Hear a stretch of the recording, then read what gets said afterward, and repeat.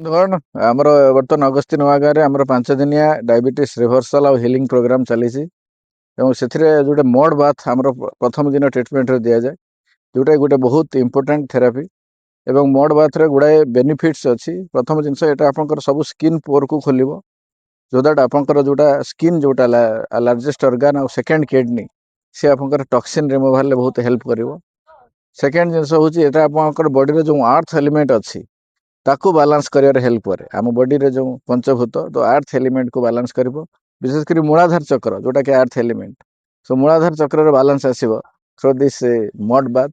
ଏବଂ ଆମର ଯେଉଁ ପଞ୍ଚବାୟୁ ଅଛି ଏବଂ ପଞ୍ଚବାୟୁ ଯେଉଁ ପ୍ରାଣ ଅପାନ ଉଦାନ ବ୍ୟାନ ସମାନ ଏ ବାୟୁର ଯେଉଁ ବାଲାନ୍ସ ସେଇ ବାଲାନ୍ସ ମଧ୍ୟ ଏ ମୋଡ୍ ବାଥ୍ କଲେ ଆସେ ଏବଂ ଏଥିରେ ବଡି ପୁରା ରିଲାକ୍ସ ଲାଗେ, ବଡି ପୁରା ଆପଣଙ୍କର ରିଜୁଭେନେଟ୍ ହୁଏ, ପୁରା ହିଲିଂ ହୁଏ ଏବଂ ଡାଇବେଟିସ୍ ରିଭର୍ସାଲ বা ଏନି ଡିଜିଜ୍ ରିଭର୍ସାଲ ଏଇଟା ଗୋଟେ ଇମ୍ପୋର୍ଟାଣ୍ଟ କନସେପ୍ଟ।